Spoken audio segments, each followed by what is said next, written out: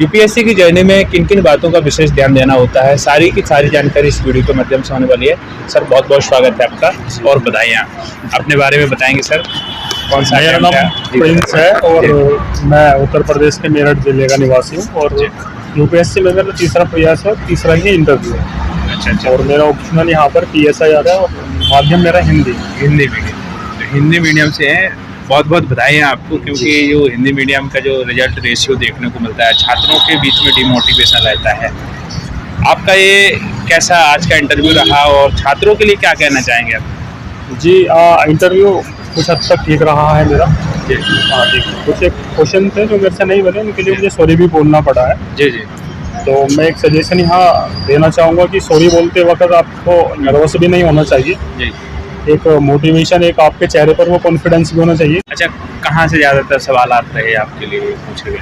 Mostly सवाल मेरे def से रहे हैं और दूसरा जो मेरा ऑप्शनल PSI था तो उससे रहे हैं कुछ सवाल जी। और एथिक्स से एक सवाल रहा है। अच्छा, करंट से भी रहे कुछ? हाँ, करंट से जो इंटरनेशनल इश्यूज चल रहे हैं। हाँ। अमेरिका ने अभी वेनेजुएला का इन्वेड किया था, ये चल रही है, पूछा था। और वैसे यूक्रेन भी पूछा है। जी। भारत के नेबर्स के साथ कुछ संबंध है तो उनको लेकर भी सवाल। अच्छा। और सर ऑप्शनल आपका PSIR है, ज़्यादातर एक स्वभाव में आ गया है कि हिंदी साहित्य हिंदी मीडियम वालों के लिए ज़्यादातर देखने को मिलता है। आपको नहीं लगा कि हिंदी साहित्य हमें लेना चाहिए, या PSIR लिया है तो हॉबी से लिया है, या आपको लग रहा था कि बैकग्राउंड है? आपको क्या कहना है? एक्चुअल में यूपीएससी में ऑप्शनल चूज करते वक्त आपको दो बातों का विशेष ध्यान रखना चाहिए। एक तो ये कि आप उसमें कितना कंफर्ट हो, ठीक है। दूसरा, आपको इंटरेस्ट कितना आता है उस सब्जेक्ट को पढ़ने के लिए। जैसे मैं अपना बताता हूँ, PSIR चुनने की वजह मेरी एक ये रही है क्योंकि मेरा ग्रेजुएशन पॉलिटिकल साइंस रहा है और उसके बाद मैं PG JNU से किया हूँ, तो वो एक मेरा एडवांटेज रहा है। तो चुनने की वजह भी वही रही है PSI। अच्छा। आपने ये तीसरा अटेम्प्ट बताया आपका, इंटरव्यू कौन सा है आपका? मेरा तीसरा ही इंटरव्यू। अच्छा, पहला, दूसरा, तीसरा, तीनों बार इंटरव्यू? बहुत बड़ी बात हो जाती है हिंदी मीडियम से, तीनों बार सर का इंटरव्यू रहा है। अच्छा, ये बताइए कि कौन सी ऐसी वजह है आपको लगी है, कौन सी कमी लगी है कि 3 बार इंटरव्यू से बाहर हो गए, वो 2 बार हो गए, तीसरी बार दिया है? वो एक्चुअल में जब मैंने लास्ट 2 अटेम्प्ट दिए हैं तो उसमें थोड़ा मेंस में कमी रही है। जी। जिसको मैंने अभी सुधारने की बहुत कोशिश की। हाँ। क्योंकि मेरा माध्यम JNU में था तो इंग्लिश में था सब कुछ। हाँ। लेकिन मैंने इधर शिफ्ट किया तो मुझे हिंदी रखना पड़ा था। जी। ठीक है, तो उसको लेकर के थोड़े इश्यूज रहे हैं, लेकिन अभी चीज़ें कंट्रोल में हैं। तो अभी इस बार देखो क्या होगा। अच्छा, शुरुआत से लेके अभी तक आपके प्री में, मेंस में नहीं रुके हैं, क्या रणनीति रही इसके लिए? बारी बारी से बताएंगे, प्री की और मेंस की।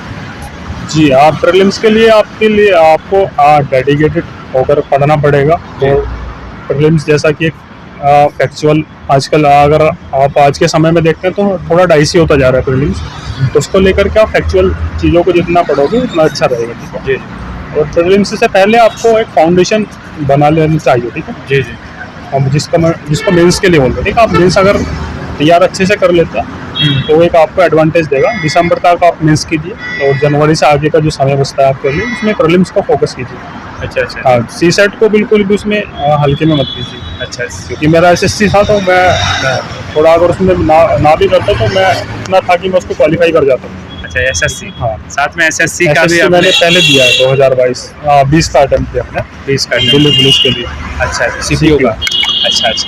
तो मैथ उसका आपका ठीक हो गया होगा वहाँ? हाँ, मेरा मैथ के लिए इशू रहे नहीं, लेकिन मैं उनको बताना चाहूँगा जिनका बैकग्राउंड थोड़ा आर्ट्स का रहता है तो उनको CSET पर भी फोकस करना चाहिए। मैंने क्योंकि हमारे साथ के कई ऐसे बच्चे साथ के हैं कलीग्स जिनको CSET को लेकर के भी थोड़े इश्यूज रहे हैं। और उनका बैकग्राउंड आर्ट्स था। अच्छा, PYQ के बारे में क्या कहना चाहेंगे? PYQ इसमें अपना बहुत बड़ा रोल निभाता है। जी। PYQ को बिल्कुल भी अनदेखा ना करें और उनको प्रॉपर एक फॉलो करते रहे। आपको एक आइडिया ये हो जाता है कि यूपीएससी किस तरह के सवाल आप बनाता है। ठीक है। अच्छा। अगर आप टेस्ट सीरीज कर रहे हैं वो भी ठीक है, लेकिन वन ऑफ द बेस्ट है कि आप PYQ भी फॉलो करें। अच्छा, कितने सालों के PYQ आपने लगाए थे और कैसे एनालिसिस करते थे? प्रीलिम्स के लिए आप 2010 से कर सकते हैं। मैंने 10 से ही किए थे। हाँ। तो 10 से आगे, 10 से जब तक भी आपका एग्जाम होता है तब तक आप कर सकते हैं। मेंस के लिए मैंने लास्ट 5 ईयर्स के सवाल किए हैं। अच्छा, एनालिसिस क्या तरीका रहता था? आप PYQ को देखते थे तो क्या तरीका रहता था आपका करने का? असल में PYQ ना आपको एक ब्रॉड आइडिया ये देता है कि यूपीएससी, जैसे आप अभी हम बोल देते हैं कि यूपीएससी में कुछ एक सवाल ऐसे आपने सुना भी होगा, यूपीएससी 10 से 15 सवाल ऐसे पूछता है जो हर किसी को नहीं पता होता, ठीक है जी। आपको एक PYQ एक ब्रॉड आइडिया ये देता है कि आपको यूपीएससी में आपको किस तरीके से चीज़ें टैकल करनी है, ठीक है। अच्छा, ये रहेगा PYQ का। अच्छा, आंसर राइटिंग शुरू से की थी आपने, जैसे पहली बार से आपका तो मेंस हो गया था, लेकिन आंसर राइटिंग क्या तरीका था आपका करने का, शुरू से के प्री के बाद की थी? आंसर राइटिंग के लिए आपको पहले सिलेबस आपको तैयार करना चाहिए, ठीक है जी। उससे पहले अगर आंसर राइटिंग आप करने बैठेंगे तो शायद डिमोटिवेट भी हो सकते हैं। पहले अपने सिलेबस को अच्छे से कीजिए तैयार, उसके बाद आप आंसर राइटिंग को कर सकते हैं। अच्छा, क्या टिप्स देना चाहेंगे जो आंसर राइटिंग करते थे आप, तो क्या कौन सी बातें ध्यान देते थे? आंसर राइटिंग में एक तो राइटिंग का विशेष ध्यान रखा है, दूसरा कंटेंट भी क्वेश्चन के अकॉर्डिंग हो, ऐसे कुछ भी ना डाल दें आंसर के अंदर, ताकि एग्जामिनर को थोड़ा खराब लगे, ठीक। और तीसरा, अगर कोई डाटा को लेकर के सवाल पूछा गया है तो वो डाटा जितना रिसेंट का डालेंगे उतना बेटर रहेगा और आपका आंसर उससे जचता भी। अच्छा, ये चीज़ें हो गई हैं। अच्छा, 3 बार अपने इंटरव्यू तक पहुँचे हैं, कभी डिमोटिवेशन भी होता है कि यार हुआ क्या, फाइनल से बाहर जा रहे हैं, ऐसा लगता था? कैसे अपने आप को संभालते थे? ये भी सवाल अपने आप में बनता है, बहुत सारे छात्रों का जो ये भी कहना रहता है, क्या कहना है उसके बारे में? जी, जब मैंने पहला प्रयास किया था तो मैं उसमें इंटरव्यू तक गया, तो मैं उस टाइम पे बहुत मोटिवेट था कि मैं यहाँ पर आकर खड़ा हूँ, ठीक है। दूसरे में भी यहाँ आकर के खड़ा हो गया, लेकिन मेरे लिए सबसे बड़ा मोटिवेशन का काम ही ये रहा है कि तुम उस लाखों की भीड़ से निकल के आकर के आप यहाँ पर खड़े होते हो इतने लोगों में, ठीक है। अगर आप यहाँ तक आ रहे हो तो शायद मेरा एक मोटिवेशन का कारण हो रहा है जिसको लेकर के मैं आगे बढ़ूँ। अच्छा, ऐसे और एथिक्स के लिए जो स्कोरिंग सब्जेक्ट कहे जाते हैं, इनके लिए कैसे तैयारी करें? एथिक्स के लिए तो मैंने विकास सर की क्लास लेती हूँ, तो उनके ही नोट्स मैंने बनाए हैं और उनको प्रॉपर मैं अगेन एंड अगेन उनको ही पढ़ता रहा हूँ। एस्से को लेकर के आपको कुछ प्रीवियस ईयर के कुछ सवाल उठा लेने चाहिए, उनको लिखना चाहिए, बार बार लिखना चाहिए, उससे आपकी स्किल राइटिंग स्किल्स इम्प्रूव होगी, ठीक है। और दूसरा, आपको कंटेंट भी कुछ चीज़ें, जैसे आपने मैं एथिक्स की ही बात करता हूँ, एथिक्स से बहुत सारी चीज़ें कोटेशन ऐसे होते हैं जो आप ऐसे में भी यूज़ कर सकते हैं। अच्छा, हिंदी मीडियम होते हुए बहुत सारे छात्रों का ये भी सवाल रहता है कि भाई कंटेंट की कमी होती है, तो क्या क्या आपने कठिनाइयाँ देखी हैं इस माध्यम के द्वारा?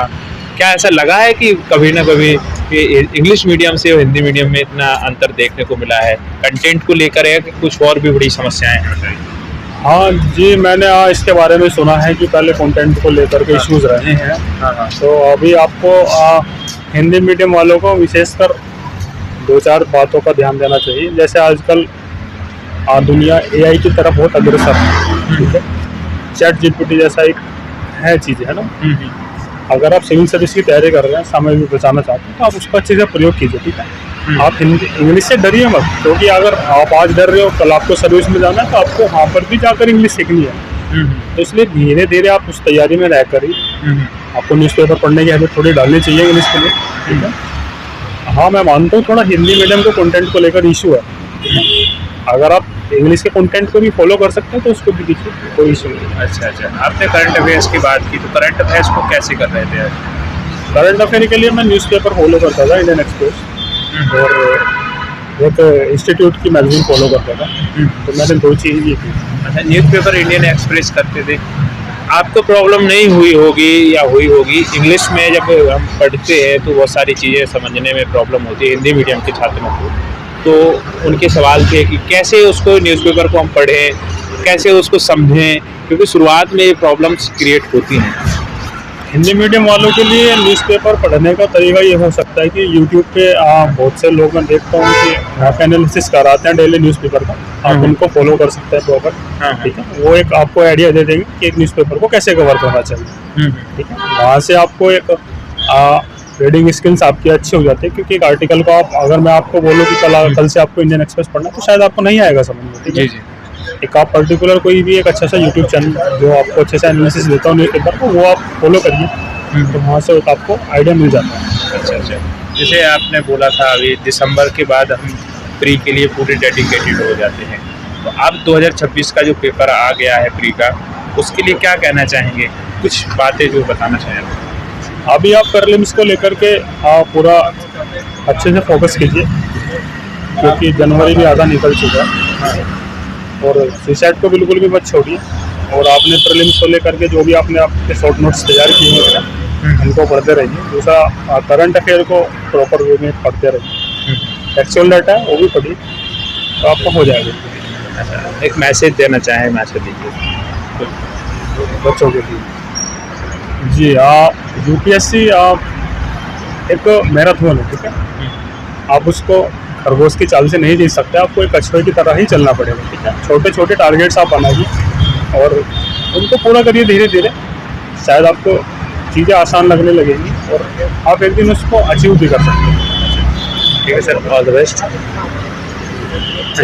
तो दोस्तों, ये थी वो जानकारी जो आप लोगों के डाउट रहते हैं, सारे के सारे डाउट इस वीडियो के माध्यम से हमने पूरे किए। अगले वीडियो में जो भी आपके डाउट होंगे पूरे क्लियर करेंगे, कमेंट करके जरूर बताइएगा। धन्यवाद।